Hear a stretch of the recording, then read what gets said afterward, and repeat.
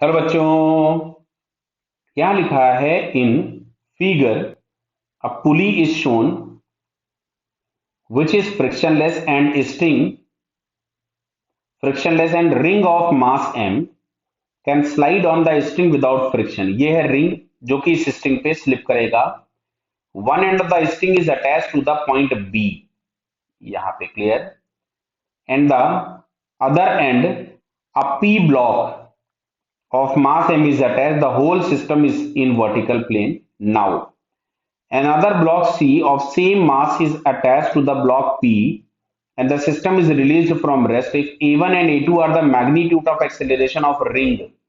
मतलब इस रिंग का जो एक्सेलरेशन दिया गया है वो ऊपर की तरफ में कुछ A1 है और इसका एक्सेलरेशन A2 बोला हुआ है। कब? जब इसके ऊपर हमने कोई एक ब्लॉक प्लेस कर दिया, मतलब फाइनली इसका मास 2m हो जाएगा। क्लियर? आप सुनना इधर बात को, ये प्रीवियस क्वेश्चन का पार्ट है। तो उन्होंने पहले यहां पे इक्विलिब्रियम की कंडीशन दी थी, अगर ये m और ये m था तो यहां से अगर हम इक्वेशन लिख रहे थे तो पहले हम लोगों को मिल रहा था mg और यहां मिल रहा था t, तो t इज इक्वल्स टू अपने पास आता था mg। अगर हम इसका फ्री बॉडी डायग्राम बनाते थे तो यहां आता था mg और यहां कहीं पे आपके पास मिल रहा था टेंशन t और इधर भी टेंशन t मिल रहा था।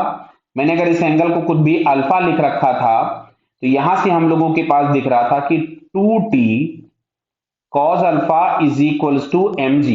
2t cos alpha is equals to mg। Clear बताइए? तो यहां से हमारे पास आता था, t की जगह मैंने mg पुट कर दिया तो 2mg cos alpha is equals to mg। तो यहां से हम लोगों के पास मिल गया था cos alpha is equals to 1/2। कितना आ रहा था?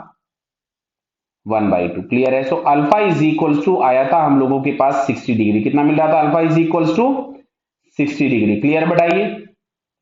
तो अल्फा 60 था तो ये वाला एंगल 30 हो गया था। Theta is equals to 30 degree. अब सुनो इधर क्वेश्चन में, अब बोला क्या गया कि अगर हम इसके ऊपर में एक ब्लॉक और प्लेस कर देते हैं सेम मास m का, तो अब जो नीचे की तरफ में फोर्स लगेगा वो नीचे की तरफ में फोर्स आ गया 2mg। कितना आएगा? अब ये 2mg मैं ब्लैक कलर से बना रहा हूं आफ्टर।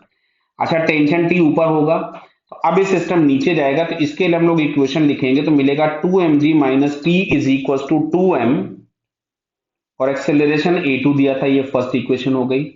अब अगर हम इधर वाले की बात करें तो इस पे ऊपर ऐसा ही लगेगा। कितना लगेगा? 2t cos alpha minus mg is equal to m times a1। Clear है? मैं यहां पे अल्फा की वैल्यू पुट कर देता हूं तो मिल जाएगा 2t cos 60 मतलब 1/2 minus mg is equal to m a1। यहां से हमारे पास आ रहा है t minus mg is equal to m a1। ये आ गया इक्वेशन नंबर 2। ये ब्लैक कलर से कैलकुलेशन मैंने आफ्टर प्लेसिंग द ब्लॉक की है, रेड कलर से इक्विलिब्रियम पोजीशन थी। क्लियर?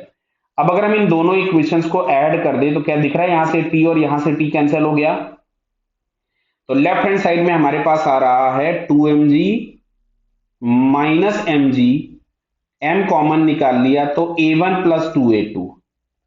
क्लियर है? इस m से m तो कैंसिल हो गया, 2g में से एक g चला गया तो बचा g, तो ये आ रहा है a1 प्लस 2a2। तो a1 प्लस 2a2 बराबर g। ये इक्वेशन देखो कहीं पे दिख रही, a1 plus 2a2 is equal to g। तो बटा ये सेकंड वाले ऑप्शन में हम लोगों को दिख रहा है, so it's second answer is correct. Clear बेटा? Okay, all the best.